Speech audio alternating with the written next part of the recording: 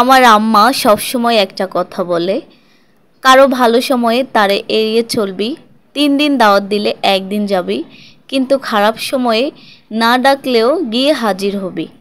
টাকা পয়সা ক্ষমতা কোনো কিছু দিয়ে হেল্প করতে না পারলেও যাবি, অন্তত হাতটা ধরে বলবি আমি তোমার সাথে আছি।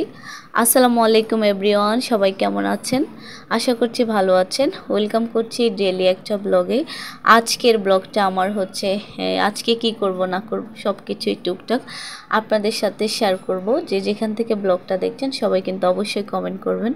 তো যাই হোক, সকাল সকাল ঘুম থেকে উঠে হচ্ছে এখানে আমার মাছ আনা হয়েছে, মুরগি আনা হয়েছে, এগুলো এখন কেটে হচ্ছে রান্নাটা বসাই দিব দুপুরের জন্য।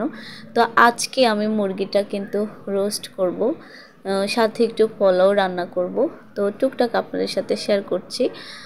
অনেক দিন থেকে হচ্ছে ওইভাবে রান্না করা হয় না, কারণ হচ্ছে অনেক বেশি গরমের কারণে আমরা ওরকম রান্নাও করি না, খাওয়া দাওয়া হয় নাই। তো যাই হোক, ওয়েদারটা কিন্তু খুব বেশি ঠান্ডা ছিল, ভালো লাগার মতো একটা ওয়েদার।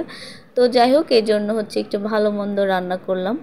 তো আমি ব্লগের শুরুতেই কিছু কথা বলেছি যে আমার আম্মার কথাগুলো নিয়ে। আসলে মুরব্বীরা যখন আমাদের কিছু অ্যাডভাইস দেয়, উপদেশ দেয়, এগুলা কিন্তু আমাদের জন্য খুবই ভালো। আর এগুলা কিন্তু বাস্তব জীবনের কিছু কথা।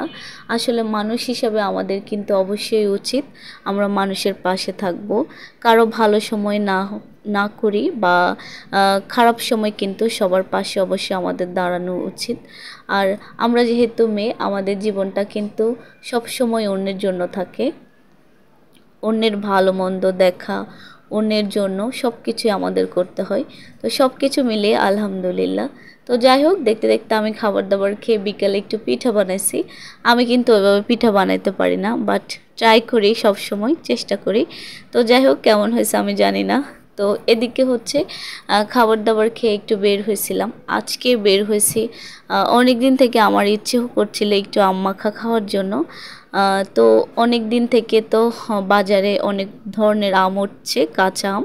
তো আমি কিন্তু একা থাকি, তাই হচ্ছে আমার ওইভাবে বানায় খাওয়া হয় না। তো আজকে আমি বাইরে আসলাম যে আম মাখা খাবো, তাই এখানে একটা কাকা বসে, কাকার হাতের আম মাখাটা অনেক বেশি মজা। তো যাই হোক, চলে আসলাম।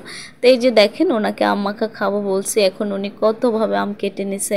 এখন ওনারা কিন্তু অনেকভাবে আমগুলা মাখায়, বিক্রি করে, এটা কিন্তু অনেক বেশি মজা। তো যাই হোক, এখান থেকে আম মাখা খাইছি, তারপর বাসায় চলে আসছি। আসার সময় কিন্তু অবশ্যই ঠান্ডা আইসক্রিম খাইলাম। তো যাই হোক, যে যেখান থেকে ব্লগটা দেখছেন সবাই কিন্তু অবশ্যই কমেন্ট করবেন কেমন লাগলো। আজকের মতো বিদায়, আল্লাহ হাফেজ।